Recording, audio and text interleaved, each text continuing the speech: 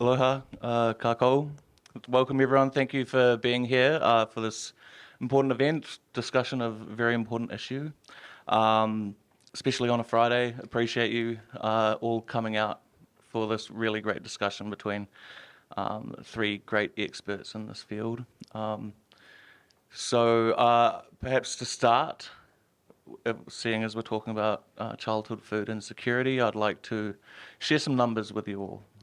And thank you to the Food Bank for these numbers. Nearly 1 in 3 Hawaii households are food insecure. 37% of households are anxious about running out of food. And 1 in 10 households were going without food for a whole day, some or most months out of the year. Asian American, Native Hawaiian, and Pacific Islanders are 43% more likely to be food insecure. And in 29% of households with children, 1 or more children is facing food insecurity. So there's clearly a problem here, one worthy of our attention, and we're lucky to have these 3 guests with us to discuss. With us today we have Daniela Spoto, Director of Food Equity at Hawaii Appleseed Centre for Law and Economic Justice, an organisation that lays a lot of its focus on the systemic issues contributing to household stability and food security. Daniela has worked in this space for years, previously leading large-scale federal and state programs, including the state's Supplemental Nutrition Assistance Program Education Program, which aims to help beneficiaries stretch their SNAP dollars and do so in the healthiest way possible. In her current role, she's been at the forefront of conversation about free school meals and various other initiatives aiming to boost the quality of school meals statewide. We also have Nate Hicks of the Hawaii Public Health Institute, which we all know as Hi-Fi. Nate is Hi-Fi's Director of Policy and Advocacy, taking the lead in the Institute's many priorities, including food, agriculture, and nutrition. Nate has worked in this space for years as well, having previously worked to advocate for living wages here in Hawaii, which naturally fits into his current role where he advocates for increased food access and low-income families. Finally, last but not least, we have Amy Miller, CEO of Hawaii Food Bank. Amy has worked for the Food Bank for almost 4 years now, having previously worked at Bishop Museum and the National Academy for Sciences, among other institutions. She joined the Food Bank in the thick of the pandemic, taking charge and distributing food to hundreds of thousands of people and families since. So I think the breadth and depth of experience sitting between Megan and I certainly is enough for us to learn about the systemic and wide-ranging issues that contribute to childhood food insecurity in Hawaii, as well as the many potential solutions. So with that, I'd like to start off with a question for you, Amy. Yay. So, Amy, could you please paint us a picture of what you're seeing and who you're seeing on the ground at Hawaii Food Bank right now? So first of all, thank you so much for having me here. I'm really happy to talk about this. This is such an important issue. And I think for kids, it's something that tugs all of our heartstrings and is just such a critical part of growing the healthy community, right? We know that food insecurity is so highly correlated with all these negative health outcomes. And for children, it's especially critical. So we have, and so what we've been seeing at Hawaii Food Bank, of course, we saw this huge spike during the pandemic, and then the numbers started to kind of tick down month over month. And then maybe a couple years ago, just turned around and started to go up again. So right now, we're serving on the islands of Oahu and Kauai, an average about 171,000 people per month. For some context, that's about twice as many people as we were serving prior to the pandemic, and those numbers are close to the levels of the height of the pandemic. So it really is a crisis, even though we don't see those lines on the freeway. I'm sure we all kind of remember the lines on the freeway during the pandemic, people waiting for 3 hours. We don't see that anymore, but the level of food insecurity is similar. The people that we're seeing kind of show up for the first time are often people who have never had to ask for help before. So these are families, these are working families, these are Alice families, people who work 1 job, 2 jobs, sometimes 3 jobs, and have always been able to make ends meet, and they just can't do that anymore.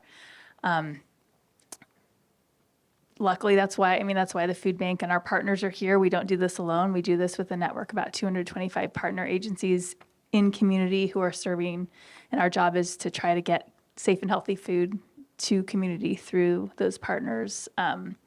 But yeah, the numbers are going up and up. It's getting more and more dire. And like you shared in the statistics in the beginning, other thing I'll point out is those are numbers from a survey we did in January 2024. So they're a year old, and we're getting ready to go out again. But my hunch is that we're going to see numbers that are even more significant. Yeah, I mean, going off of what Amy said about seeing new families coming to the food bank, needing help when they may have been able to make ends meet before. Daniela, could you maybe start off by sharing a little bit about what this means for childhood food insecurity in Hawaii and what maybe this tells us about the state of things in general for kids? Yeah, it is a result of the falling economy and all of just the changes. We are doing what we can to respond to still what is an emergency crisis in the economy. The food bank is there. It is intended to be an emergency source of food.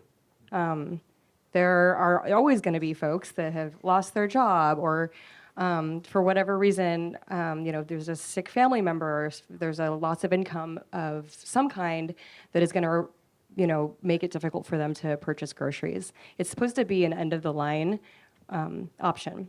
We have other options too. There's other solutions that should be before those and that are actually more effective at addressing the root causes of hunger.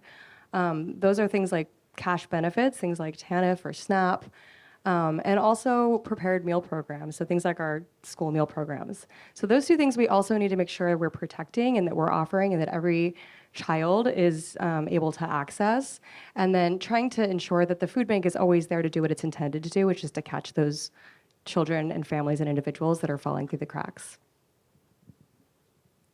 Just going on what you mentioned there, Daniela, for any of you, I'm just actually maybe for you, Amy, I'm just wondering, of those 171,000 people that you are serving on a consistent basis, how many of those people are return customers, so to speak? That's a great question, and the truth is we don't know that today. So one of the things at the food bank is we try to keep the barriers to access as low as possible. So we know if we ask lots of questions, especially for the first time, it can be really, really hard to ask for help. And we know it, especially in a place like Hawaii, people are proud. There's a stigma attached to seeking food assistance, which we don't think is right. We really believe that everybody deserves access to safe and healthy food, no matter who you are. And there should be no shame in asking for help if you need it.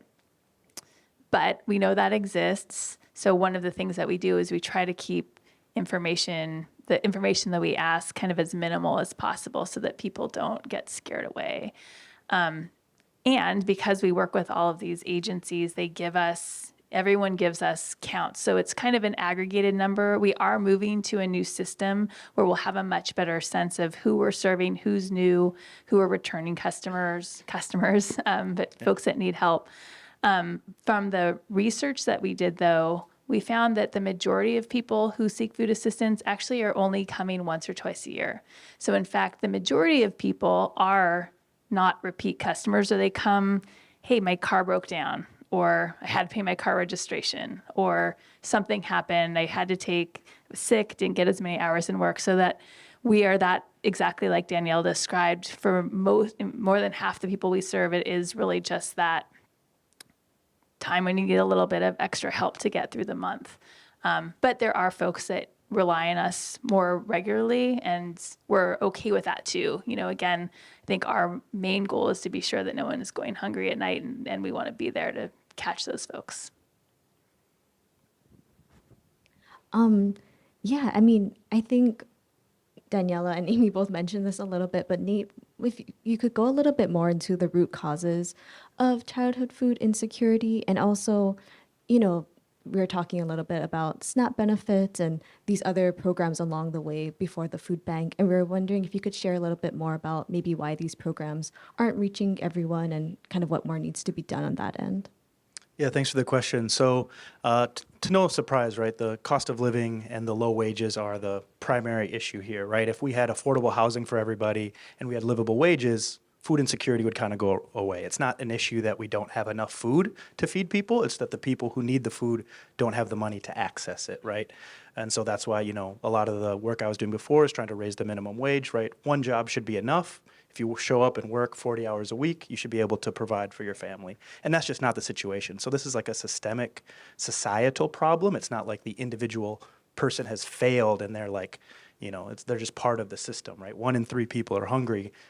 This is not the situation in every country, right? It's quite a unique thing in the developed world that we have so much hunger, and so it's a solvable problem. And so, there are, Band-Aids to fix this systemic issue, right? SNAP benefits, over 150,000 people access SNAP benefits every year, formerly known as food stamps, providing, roughly $5,000 on average to each individual. And so that's a huge help to get them to these, to get them access to food. Also, we have the school food services program as well, free and reduced price meals. But these programs also don't reach everybody in need. The barrier is roughly 200% of the federal poverty line for eligibility for these programs. But we know that you need to make around 300% of the federal poverty line just to make ends meet. And that's not exact for everybody. It's a rough estimate. And so you have a large swath of the population who needs help and is not getting it to no fault of their own. And so we need to, do a number of things, right? The affordable housing crisis, the low wage issue first, but then also the programs that do exist to kind of help people along the way need to be more robust and more accessible. Yeah, and just to add on to that, it's, again, the food bank's programs are the low barrier to entry. Those are the ones that are designed to be accessible in an emergency. There are going to be higher barriers to entry for things like SNAP. And these are things that we will have to work with, but like Nate was saying, we do need to just make sure that we make it as easy as possible. It doesn't need to be so difficult that people that are already struggling and they need these benefits, it becomes another part-time job for them to have to go and apply for them. So what are some ways that perhaps the barriers can be lowered to get access to these programs? For SNAP or for? For SNAP. There's a couple of bills going through the legislature right now. One of the issues is that the state, like many other states and all of the departments are kind of experiencing this. There's a labor shortage in a lot of industries right now. It's really hard to hire. It's really hard to retain employees. And they are working with a 40-year-old eligibility system. So it is very tedious for these workers to go through the process of accepting an application. There's a call center, but the folks that are contracted to work on that are actually not merit staff, so they're not able to actually approve the applications. That has to be done by a state worker.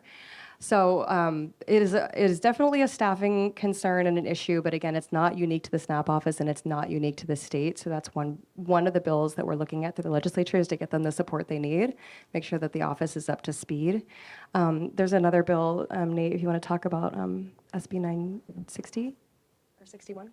Yeah, sure. So the accessibility issue is a problem, right? Getting to apply to SNAP is very difficult, and so there is an opportunity that we can extend the certification period. So currently, you apply for SNAP and you're eligible for about a year, and then you have to reapply, recertify. It's possible that we can extend the certification period for our kapuna households, those 60 and over, so that they only have to reapply once every 3 years. And so that would be, a double win. Obviously, it takes some of the bureaucratic work from our kapuna households so that they don't have to apply so often, which is, a frequent opportunity for them to sort of fall off benefits, as it is the case for everybody. In addition, it would sort of lessen the burden on the workers themselves because they have fewer applications to process. And so SB 961 would, tell the state to participate in this opportunity to sort of extend the certification period, which would be the maximum within the federal guidelines that we could do. So, so it's both making sure that the system itself is more accessible to make it easier, so we have staff that can help, and you call and you can get an answer, and someone can meet you in person.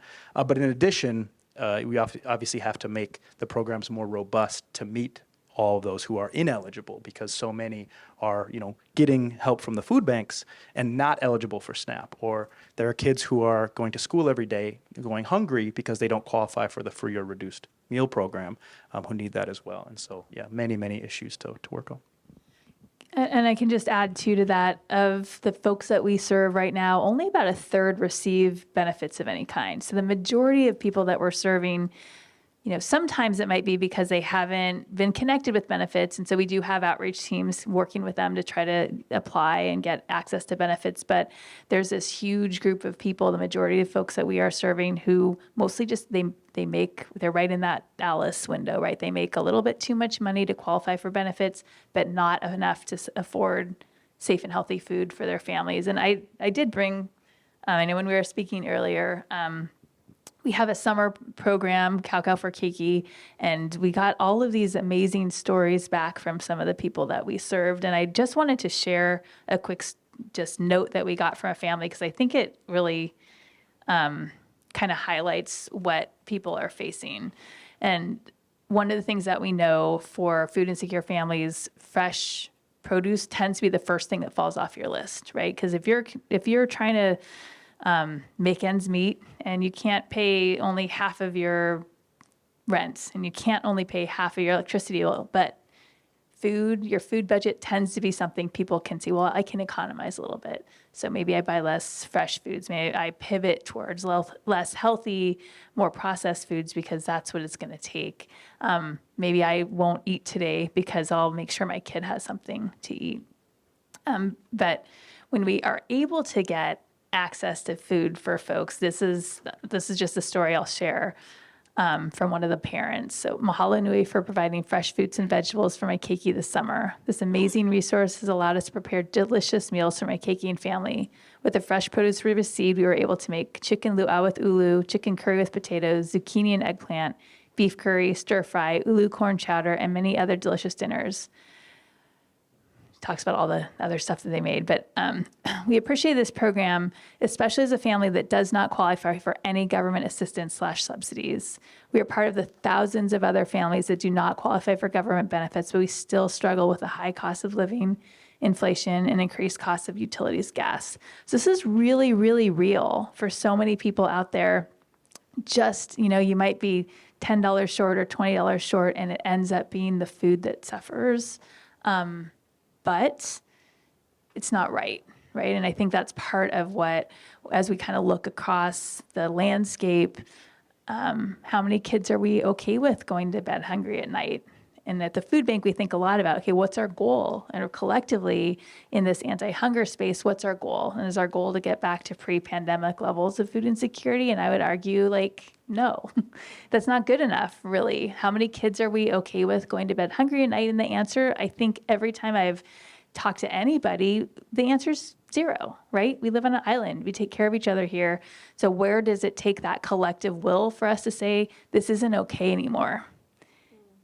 The right number is 0, and what's it going to take? And it's not a silver bullet. It won't be just making a donation to the food bank or, universal free school meals. There's all these different things that really have to look at together. And food is just a part of this larger kind of economic challenge that we have, because people don't have just my food budget. It's my housing, it's my gas for my car, it's all these different pieces together. So I do think food is, it's very visible. We think about it, and it makes sense to us, right? We want to make sure everybody has enough food to eat. But it's kind of emblematic of this larger issue that I think we really need to tackle to be sure that this is a livable place for families. And I know that the question was about barriers to entry, and we talked a lot about SNAP, and we talked about the fact that the food bank is there for folks that can't access SNAP because it is difficult to get through the eligibility process. So that's kind of the high barrier to entry, the low barrier to entry. We do have this middle ground that's probably one of the best safety nets that we have for children, and when we talk about childhood food insecurity, and that's school meals. So school meals are served in every school in Hawaii, in every public school, and most private and charter schools as well.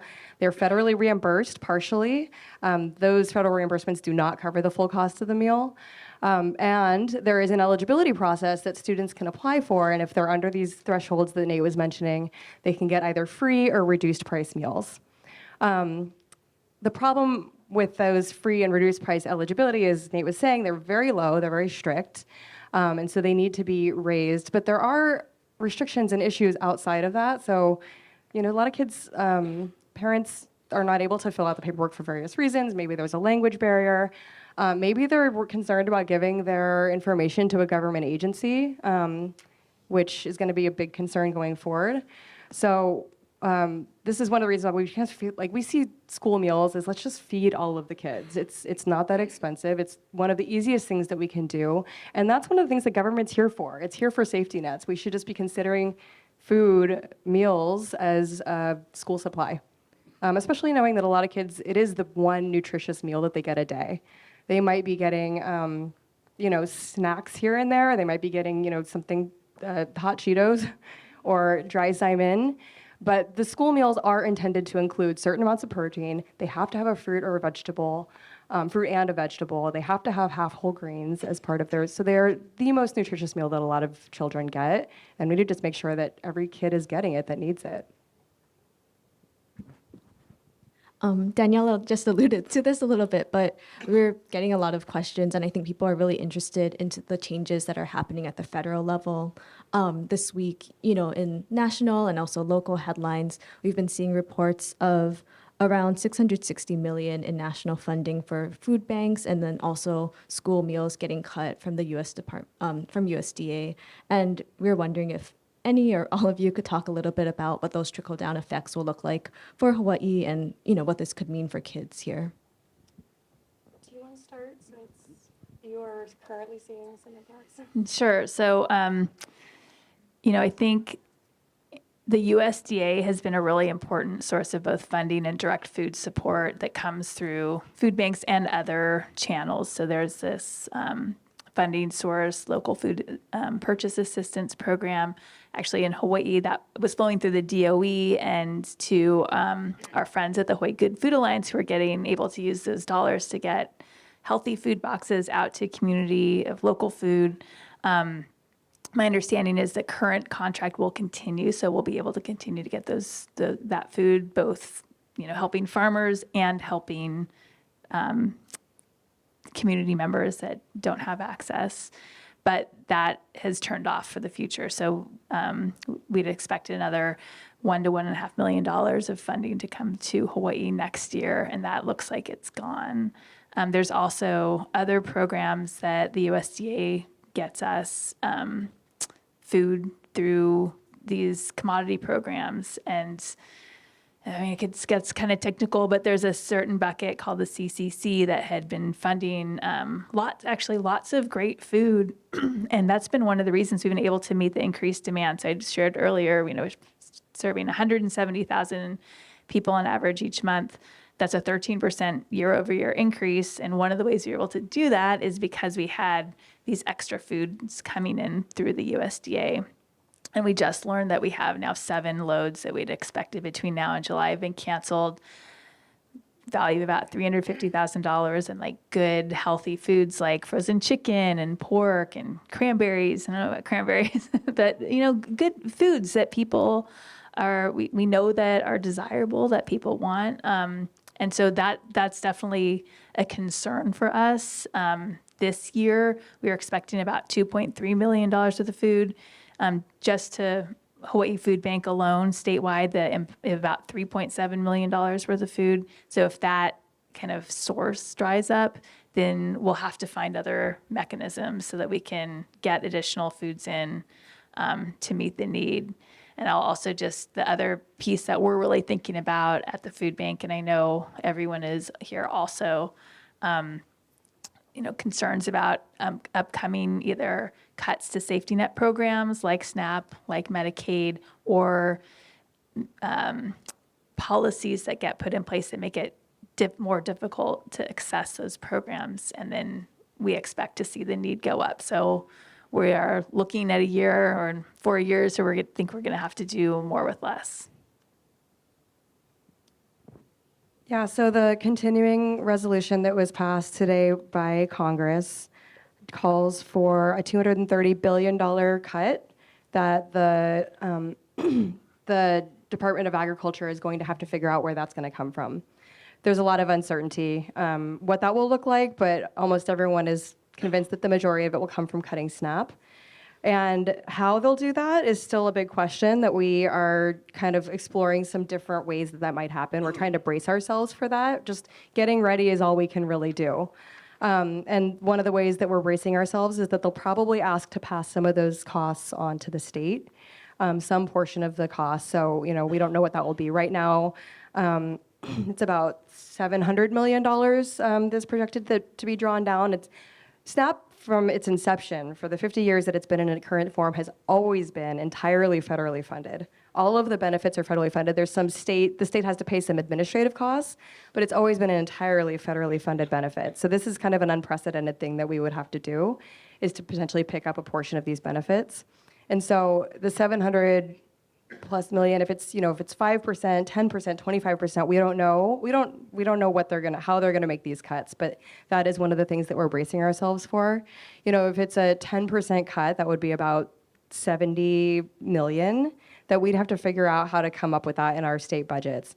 And we just passed a big tax cut last year. I don't know if folks are paying attention to that. So we're already anticipating a little bit of a budget hole.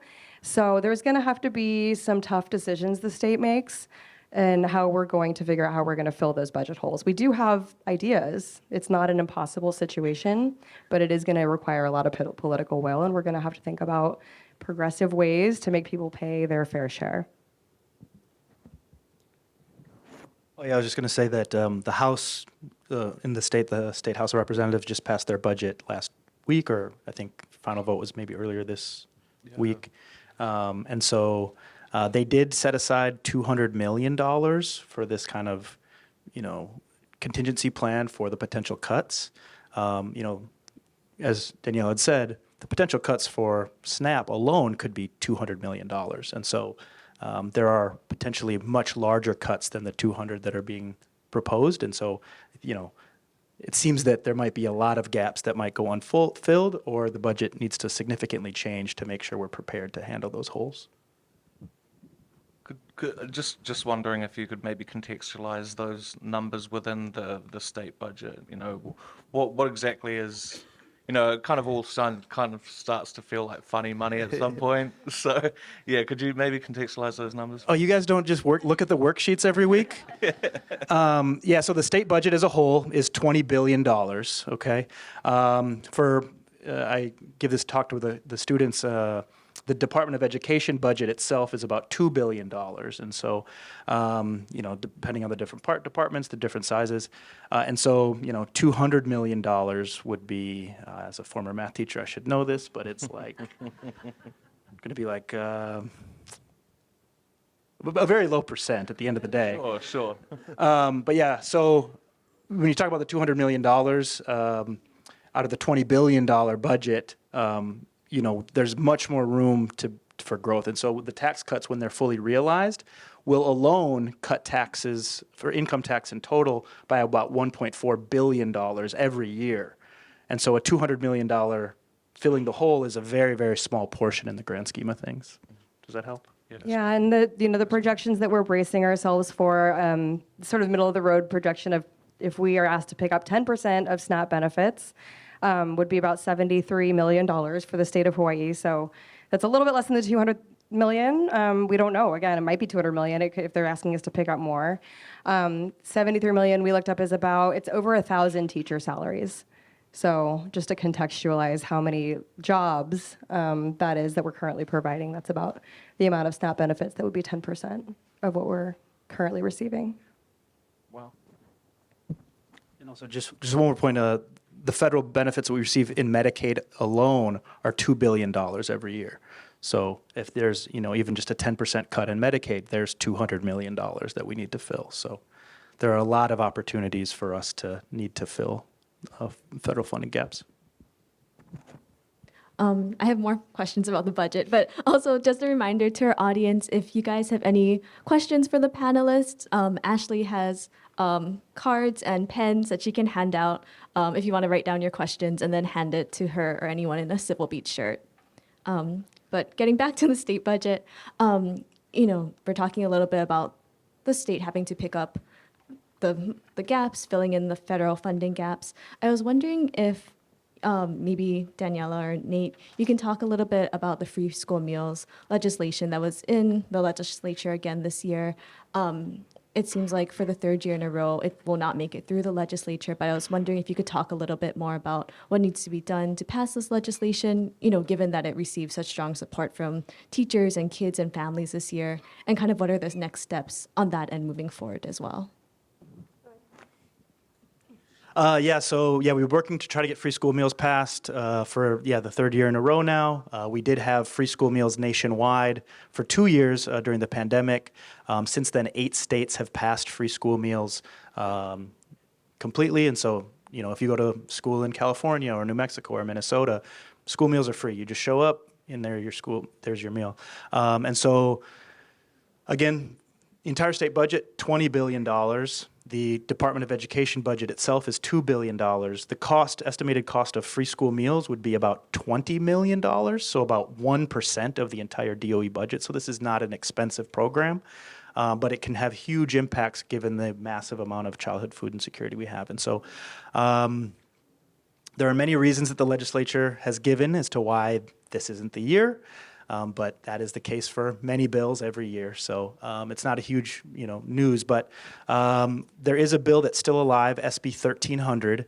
It just passed the House Education Committee earlier and needs now a hearing in the Finance Committee. But this would, as it's currently written, would provide free school meals for anybody below that 300% federal poverty level threshold. And so when we were talking about expanding the accessibility and the eligibility of these programs, this would do that. This would be one of those programs. Now, our focus is still free school meals for all because of the barriers to the application process and just ease of use, right? School's free, so why aren't the meals as well? And so right now, we are waiting on Chair Yamashita to schedule the bill in the next few weeks. So for those interested in, helping out and pushing this bill, contact Chair Yamashita of the Finance Committee. Let them know this is something that's really important. We are also asking them to improve the bill to become free school meals for all, because it's definitely an option. Bills change throughout the process, and so if he hears enough from us, it's very possible we can improve it. And so I don't know if this is the time, but we're having a community forum tomorrow at McKinley High, 9:30 a.m., trying to get as many people out to show the strength and support for free school meals for all. And so that would be great if we could improve the bill to make it better. And, hopefully, worst case, we actually get the current bill passed as well, which is also not a guarantee, right? As we know, many bills move throughout the process and die at the last second. So we have had some momentum, but there's still a lot of work to do to get that passed.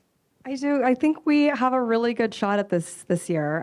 The fact that the DOE has come out in support of SB 1300, that's the first time they've done this. They've been kind of a big barrier for us in the past. And even though SB 1300 doesn't get us all the way to free school meals, if we can get up to 300% of the federal poverty level, that's still a lot of kids, and that's still a huge win. And as Nate was saying, if we can use that as a stepping stone to eventually get all the way to universal free school meals, that would be huge. And so, this forum tomorrow is, we do have a lot of support. There's a lot of, at the congressional level, our congressional delegation, as well as our state senators and our House senators are going to be present at this forum tomorrow. And we're trying to get as much of a turnout tomorrow as possible. We have over 300 people signed up, and we're going to be putting them on the spotlight and asking them some really hard questions about how are we going to get this bill through? What is going to be in the bill? What is it going to look like after it gets passed? And we want the community to be there to hear their answers. So we really think that if we put this pressure on them, that we'll be able to get this bill across the finish line this year. We're hopeful. I I just wanted to ask, there's another interesting bill that's going through the legislature, the Farm to Families bill. I'm just wondering, Amy, if you could kind of tell us a little bit about that and how you see things going forward at that kind of, the low barrier safety net, as we've been talking about. So this also is, multiple years in the making, and we feel really good, hopefully this year, that we will get funding. But this bill would provide funding through the Department of Agriculture that would allow food banks, emergency feeding organizations to purchase food directly from local farmers and get it into the hands of communities. So not dissimilar from the federal dollars that I was talking about earlier.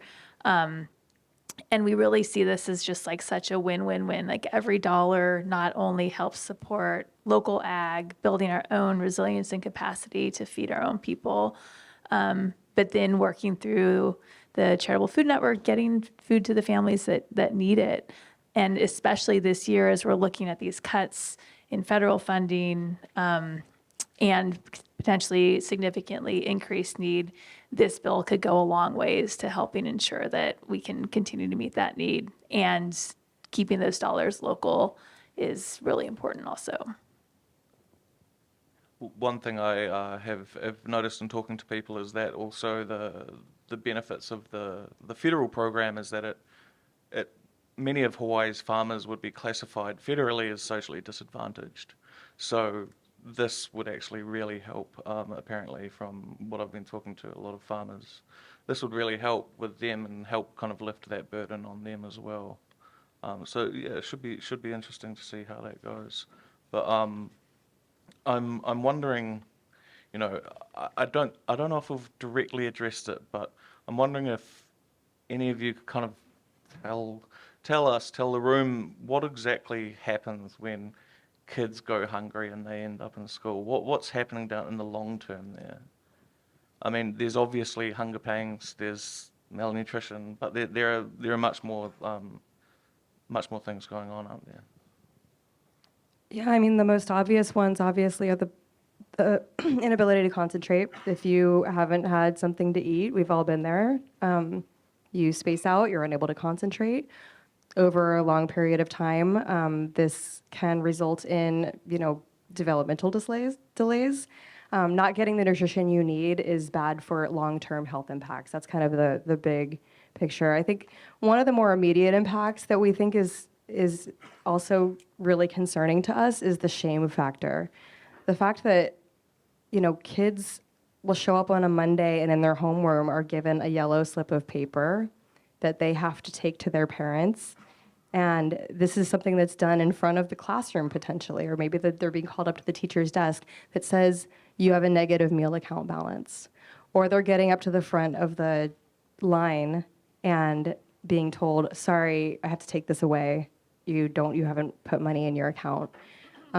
These are the kinds of things that no child should have to deal with, and the shame that they have to endure, and the fact that they see their parents struggling. They see their parents not being able to pay bills and working really hard, supporting their siblings and doing all these things, and they feel like they have to take that on and not tell their parents. Those are the kinds of things that no kid should have to deal with. So the shame, I think, is something that we really are worried about. I can add to that also just in terms of direct health impacts. Food insecurity is so highly correlated with these really negative health outcomes at all ages. In fact, I was reading a study recently. There were 10 chronic health conditions that are linked to food insecurity: diabetes, heart disease, kidney disease, cancer, stroke, lung disease. And I just named 6. I can't remember all 10, but I can find that study if anyone is interested. And actually only 3 of those are significantly correlated with poverty. So food insecurity is a much bigger driver of these negative health impacts than even poverty. And for kids, so we see worse outcomes in school. They don't get as far, less likely to do as well academically, more likely to be hospitalized, more likely to be anemic. And even I heard a researcher talk recently about even intermittent food insecurity among very young children has permanent changes in brain structure. So we are really we're not doing the kinds of things we need to do today to build the kind of economy truly that we want down the line, because our kids aren't able to learn, they're sicker, more likely to be hospitalized, and the cost of the, not just the health impacts down the line, but the cost of their future economic potential is staggering, actually.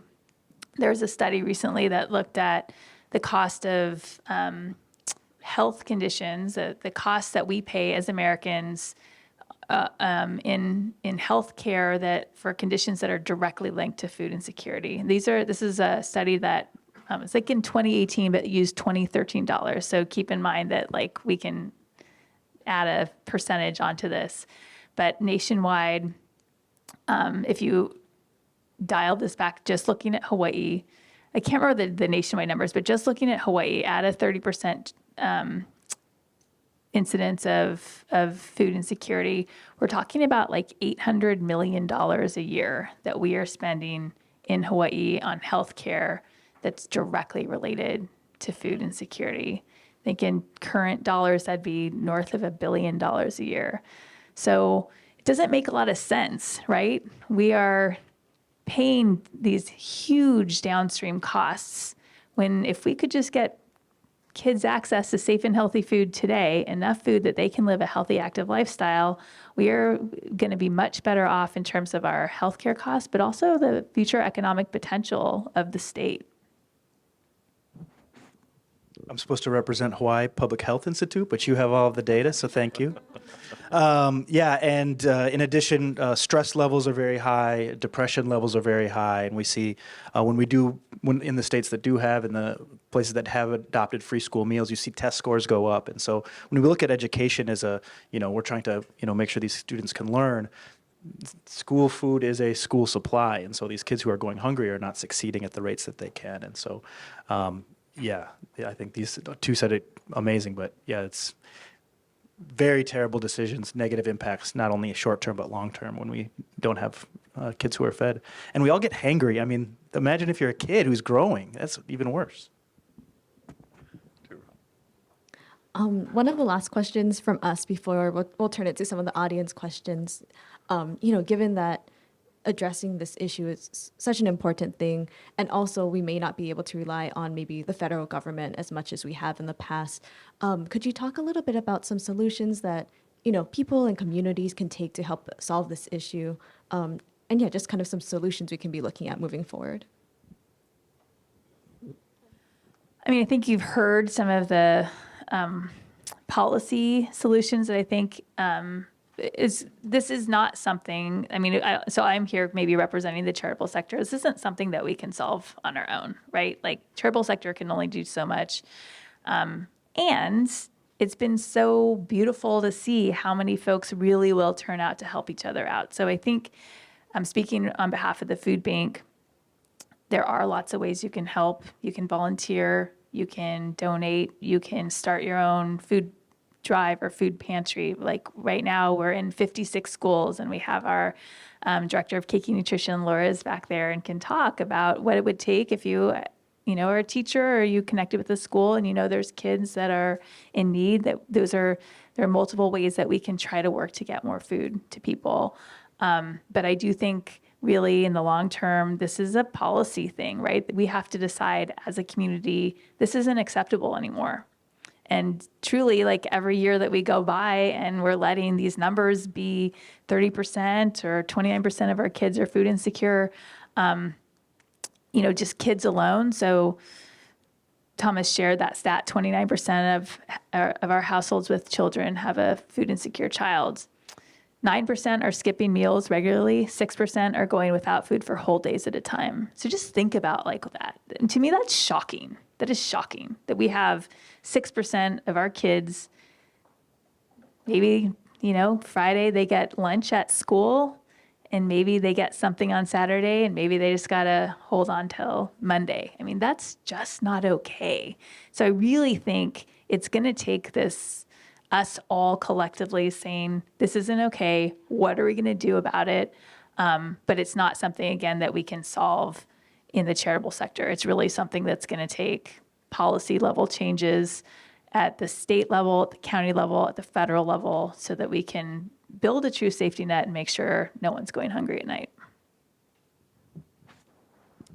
Yeah, absolutely. I completely agree. And policy is what I work on every day, right? This is my effort, policy and advocacy. And, you hear all the time, contact your legislator, contact your legislator. I'm assuming I'm speaking to the people who do contact their legislators, but it really does make a huge difference. There are often times where I'm in meetings with folks, with legislators, representatives, senators here at the state level, and they're like, I'm not familiar that hunger is a problem in my community. And that's just clearly not true, but it's very possible that they're not hearing from their community members that this is a problem. And so, they're used to me talking to them, and they're used to, ignoring my calls and my emails. But when they're hearing from community members, when they're hearing from students, when they're hearing from parents, when they're hearing from teachers about how problematic this is, it does wake them up. And so, there are many organizations you can follow who do advocacy work, Appleseed, ourselves, Hi-Fi, and the Food Bank, who, can send out those email alerts. And, obviously, I'm assuming many of you get them already, but it is important to be engaged and to make those calls, right? If I could get 100 people to call legislators on a daily basis, my job would be a million times easier, right?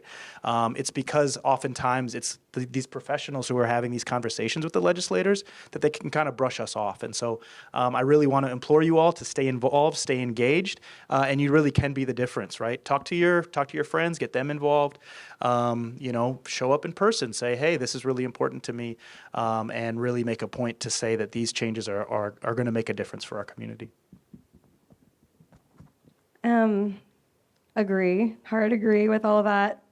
And just want to zoom out a little bit higher and note that this is kind of an unprecedented time we're in. It feels a little bit like when we were going through the pandemic and the community came together really to help out a lot during that time. And we will do that again, but then it kind of dissolved. We got more, there was more sort of rhetoric about what the responsibility of government is. I think this is a time for those of us that really believe that the role of government is to make sure that people are housed and that people are fed and that the wealthiest members of our society are paying their fair share, need to speak up. We need to talk about what our values are, and we need to make sure that people are hearing that at levels of all levels of government. And so food is just one value, making sure kids don't go hungry. But making sure that we understand that government has a role in that, and it always will. There will always be people that need our help, regardless of what the economy looks like. Government's role is to help people that need safety nets. We need safety nets, and we need to make sure that our leaders know that we believe in those. And I think right now is the time that we need to make sure that narrative is getting out there in every way that we can. I just want to add, yes, and just adding on to something that you mentioned, Nate, about our elected officials kind of not really seeing or knowing who's food insecure in their districts.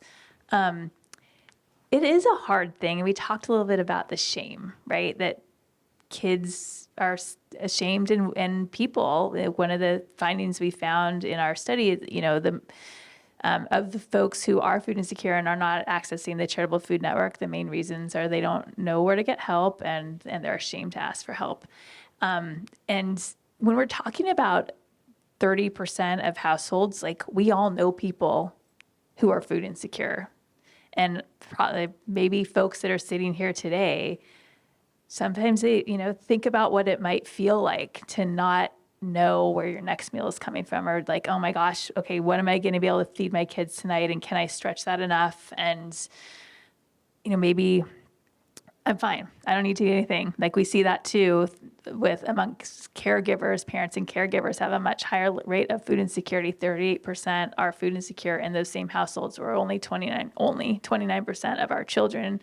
And it makes absolute sense. Again, those of us who are parents, of course you do. You go without. And those are not choices that we should be putting people in positions to have to make.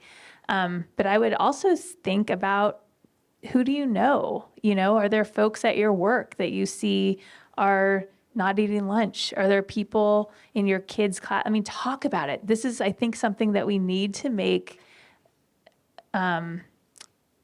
we need to make it okay to ask for help. And we need, whether it's applying for SNAP or filling out the application or coming to a food distribution for the food bank, because it's simply not acceptable to let anybody go without. But it's closer than you might think. And there's probably folks that you know, and if there's ways that we can each help each other out, I think those are also solutions that we can do in little ways as well.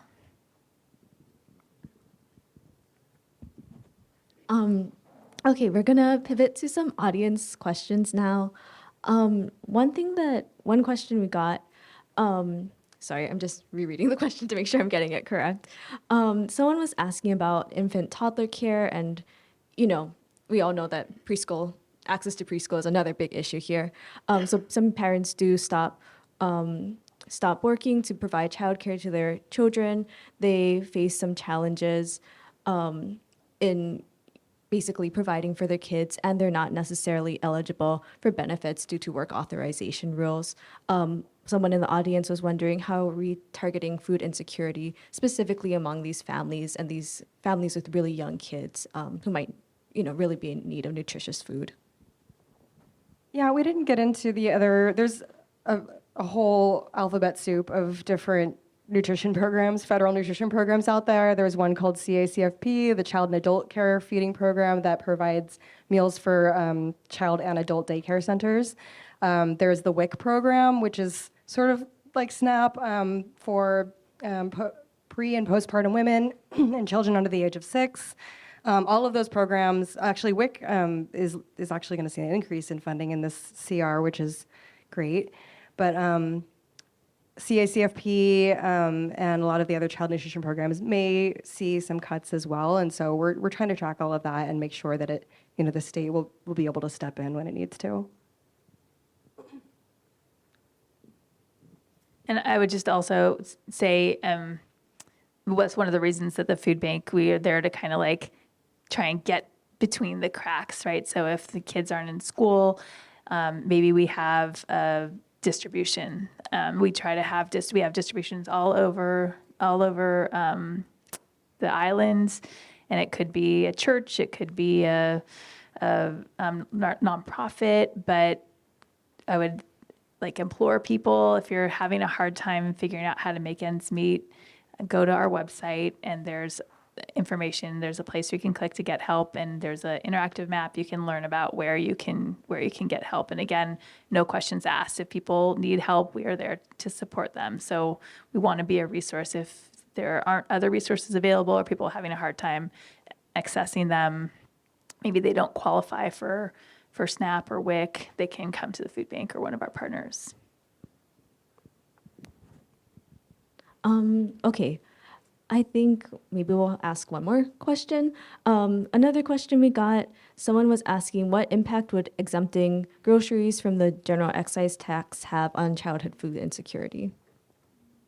I can take this one.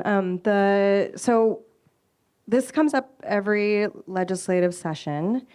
There's a tax exemption, for those that don't know, for folks under a certain income level that you can take.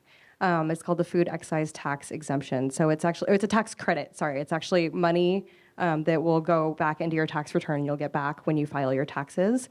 That's kind of how the state has decided we're going to get around the fact that we charge GET on food. It does seem very unfair that we are adding this additional tax onto food when food is already really expensive. The pushback that we always get is that a lot of tourists pay that tax.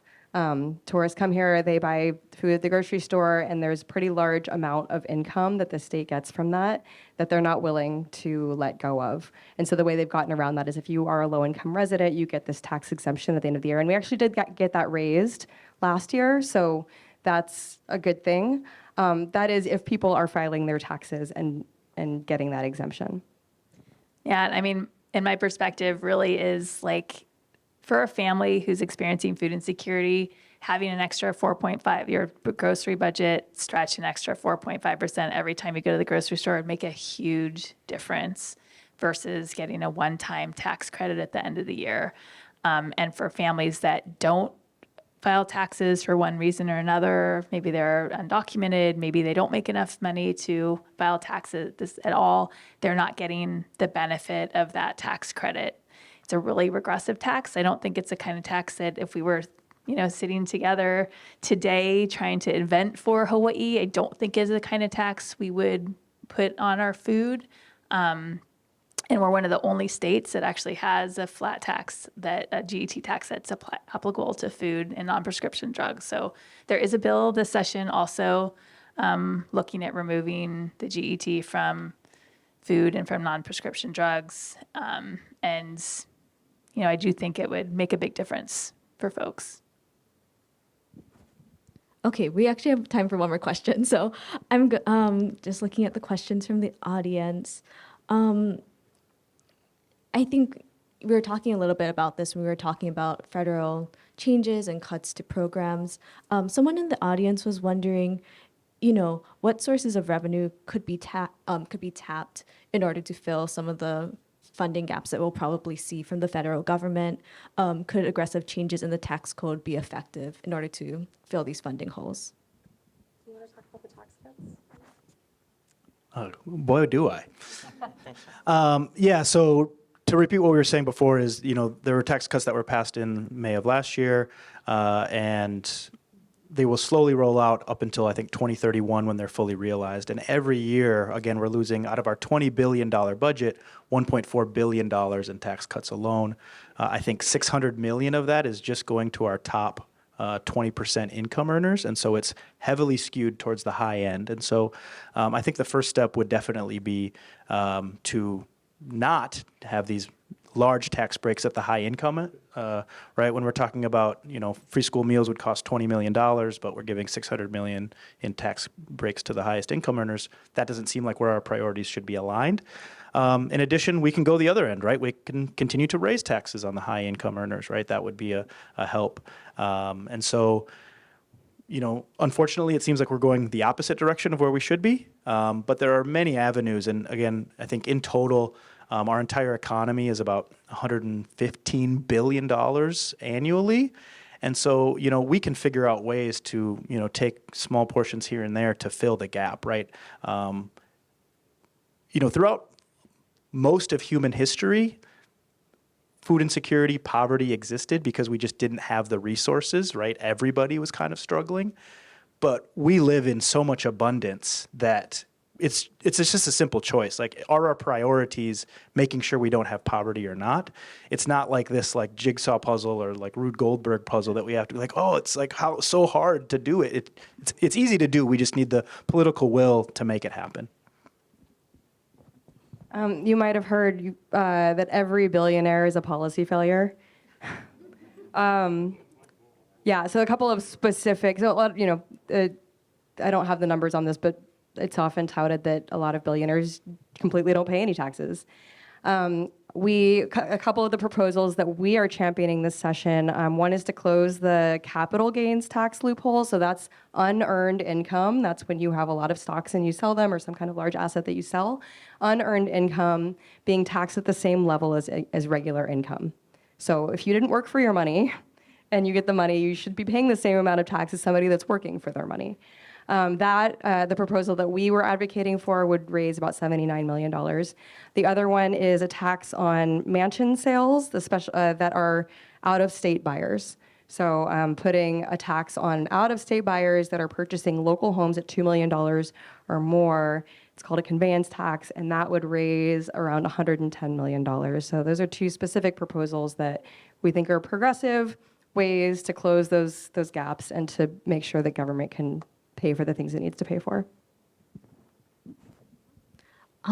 Yeah, I think that's it from us, but thank you guys so much for being here this evening, for sharing all your expertise and time with us. Thank you to everyone who has booths in the back. That's Hawaiʻi Appleseed, Aloha United Way, Hawaii Food Bank, and Hawaii Food Plus Policy. Please feel free to check them on your way out. And then also for parking, if you haven't gotten your ticket validated yet, please see someone in a Civil Beach shirt in the back. Please take musubis on your way out. And yeah, thank you all so much for being here on a Friday night. We really appreciate it. Thank you.